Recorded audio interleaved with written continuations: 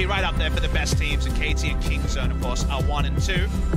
It's all about bot lane turret when you have a Thresh or an Alistar who can hit the map, and also will get them the deep vision. They weren't able to get out this because they were able to have a very shallow vision with all the turrets being up for the first 17 minutes.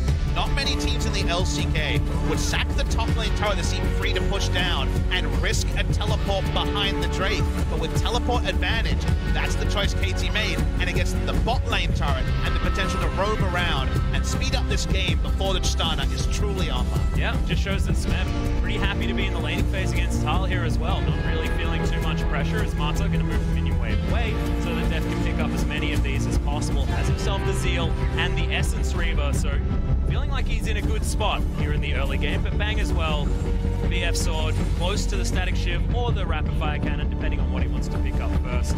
Based on the changes to both of those items, I have a feeling the Shiv is still going to be coming in. And now it's largely about, we have Predator Jump, we have the Weaver's Wall, and Obi Boots Alistar's hitting the Rift, no longer stuck in a 2v2. How can KT keep the pace of the game higher? Because while Tristana's got good items, she really now needs 3.5 items, 3 items minimum, to be even in any way relevant. Before, at 3 items, she was basically a god. Now, before 3 items, she's super weak with the lower.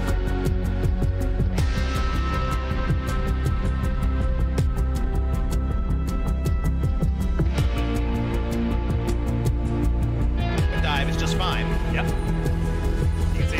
Not exactly great clearing out the waves, even though Tal can do it from a very long way away. That's going to be the second outer turret taken for KT. The money snowball is still there. 3,500 gold. We have to remember to caveat. We've spoken about KT's prowess in the late game. Ready. 3,500 gold doesn't mean the job is done for KT. They need to keep this pressure rolling. Definitely not. It's not a mid lane karma draft like KSV. No. It's just outclassed by what SKT have in the late game.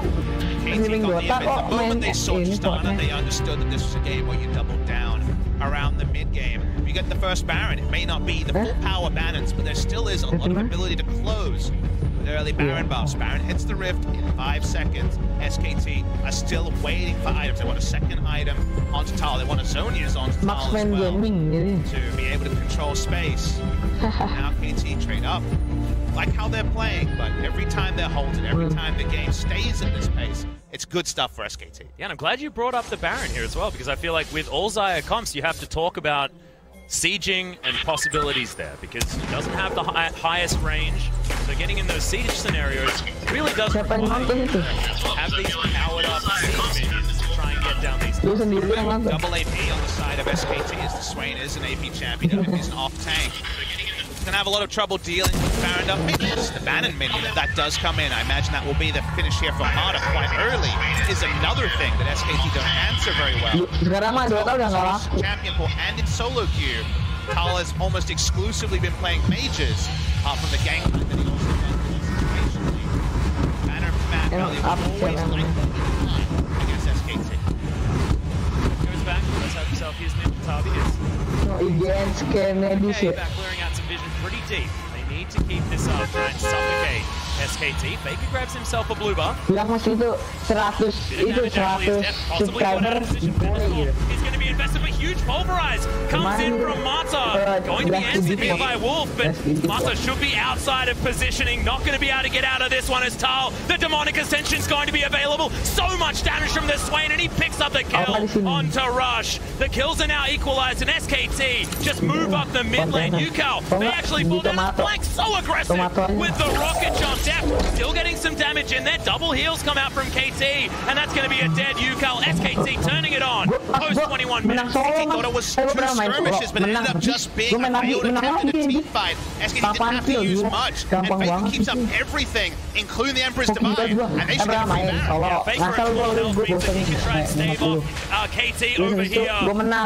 Just not a chance for them to get in. It's going to be smoked by Wang. The first Baron, we were talking about it being important for KT, and now just gets gifted to SKT as Faker. So much damage. Smeb has to hop away. Def has to limp away. from this fight, and it might be the delayed ace to come in from SKT. There it is. The Birdman himself picks up the kill onto the Zaya. Smeb, one auto attack away from dead as he gets the Mega Nut, knocks them all away, and he's buying some time. Has a blast cone to get himself over, and now the teleport to come in. Is he going to get out? Oh, he does! He does it! Smeb.